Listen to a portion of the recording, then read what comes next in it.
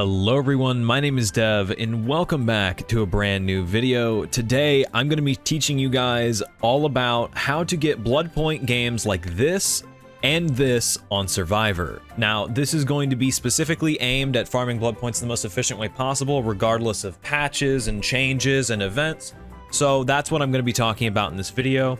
It's all going to be long-form explanation style content of perks that I would be bringing in and the strategies that I would be employing on Survivor so that you can have games exactly like the ones I just showed you. Without further ado, let's get right into the video. So the first thing you want to do, tip number one, is look at the main menu screen. So there will either be a bonus for Killer or Survivor depending on the queue imbalance. If there are too many killers in a queue, then it will give bonus blood points to players to play Survivor to try to balance it out best that it can. So if there are too many killers, it'll give bonuses to survivors. If there's too many survivors, it'll give bonus to killers. If you're trying to farm efficiently as possible the blood points, I would check about every game or every 2 games that you play, because there is a consecutive blood point bonus for playing 2 games back to back, to see if the bonus has moved from one side to the other. Because today is all about survivors, I'm going to be clicking on survivors, which thankfully there is a bonus on Survivor. All right, so you're playing as survivors and the bonus is anywhere from 25 to 100% additional blood points.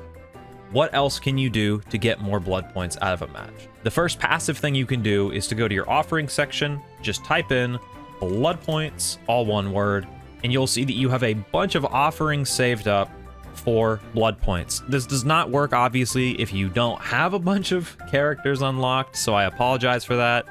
You may have a couple of these brown common offerings, maybe a couple uncommons, maybe you have a bunch of bloody party streamers, and maybe there's an event going on right now and you can get the event offerings that give you either cakes or pies or whatever stuff behavior decides to do. Every single game you should be running an offering if you're trying to farm blood points. They give you blood points for free, just straight for free, and almost all of them are bonus blood points for a category.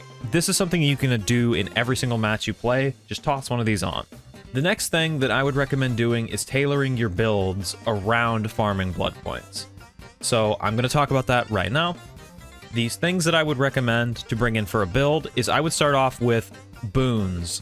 Any boon would work, but specifically Circle of Healing is the best boon in my opinion for this. It takes approximately 12 seconds to boon depending on perks and add-ons and etc. But it should take you around 12 seconds to do. And when you do, you get 1,500 blood points in the boldness category. So that's super great. It's just basically free blood points to turn it on. And just as well, whenever you are inside of the boon's radius, you heal your teammates 100% faster, and all injured survivors have their auras revealed to you when they are inside the boon's range. So this makes getting altruism done really, really quickly, because you get a bunch of points really quickly for healing your teammates. I could not recommend Boon Circle of Healing enough if you're trying to farm for blood points. It'll give you more in boldness and altruism, and it'll also just help your team out, which is great. The next perk I'm going to recommend you bring is Prove Thyself. This perk used to be a lot better, I'm sure some of you may know. It used to give you 100% bonus blood points for doing cooperative actions. It does not do that anymore. It is unfortunate, but that's just the way the cookie crumbles. Having this perk on, however, incentivizes your teammates to come and do gens with you. Sometimes they will, sometimes they won't, and when they do, you'll still get a cooperative action bonus. It just won't be double like it used to be. It'll just be a normal co-op bonus, and the co-op bonus is still absolutely massive. So put on Prove Thyself, do more gens. The next perk I recommend is kind of hit or miss. It is Deliverance. It's an Adam Francis perk. After you unhook one of your teammates, if it's a safe hook rescue, you get Deliverance, and when you are hooked for the first time, you have the ability to unhook yourself with 100% odds and run off and do whatever. You will get the broken status effect, which means you can't heal for 60 seconds. It gives you 1,500 points in the survival category as well. Survival is the hardest category to fill in a match setting if you don't escape. If you escape, you get a free 7,000 points for escaping and an additional 2,000 points if you escape as the Obsession, which can give you up to 9,000 free points in survival category. And if you deliverance yourself, that means you'll max out the category at 10,000 points. The last perk I recommend bringing is any exhaustion perk that really tickles your fancy. I like running Dead Hard, otherwise known as Get Exhausted on the Ground. There are a bunch of other exhaustion perks you can run that are also incredible. You can run Head On, you stun the killer, so you get more blood points doing that. You can use Made for This, it gives you endurance when you heal your teammates. That plus the boon Circle of Healing means that there are situations where your teammates will go down inside the boon. You can pick them up and eat a hit for them, so you get protector points. Very good stuff. You have Smash Hit, which once again gives you a massive speed boost, and you get to hit the killer with the pallet. Great stuff. You could run Dramaturgy, Adrenaline, whatever you want here. Another perk that I would recommend is Vigil. Vigil is really good, especially right now in the current meta. A lot of killers are running Ultimate Weapon and Starstruck, and some killers are running things that cause you to be hemorrhage and hindered and oblivious, and especially if you're bringing deliverance, you're going to be broken. Vigil decreases the status effect by 30%. So, for example, on Adam Francis, deliverance, it gives you the broken status effect for 60 seconds. 30% off of that, you'll only be broken for 42 seconds instead of 60 seconds. It saves you 18 seconds of being broken. That is really good.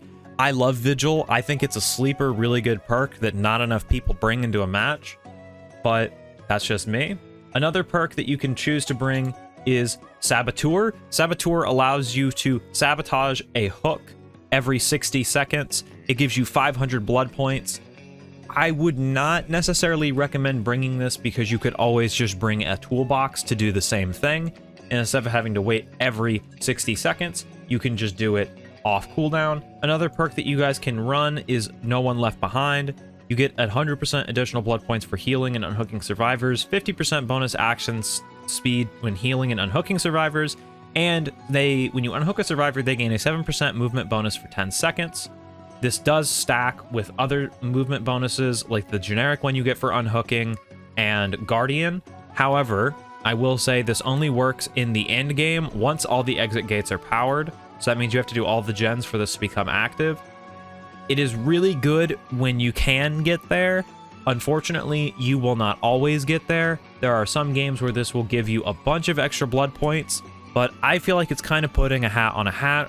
That is to say, it's a little bit reductive if you have Circle of Healing, because you're already going to have a lot of altruism points. This is a good last minute altruism where if you want to gen rush the whole game and then at the very end unhook and heal your teammates and get a bunch of extra bonus blood points, then that's amazing and kick-ass. Feel free to do that. I don't love that strategy, but you can choose to run it over Deliverance because Deliverance is a pretty hit or miss. With that all being said, I want to thank you all for watching, and I hope you all enjoyed. I've been Dev. Peace out, you nerds.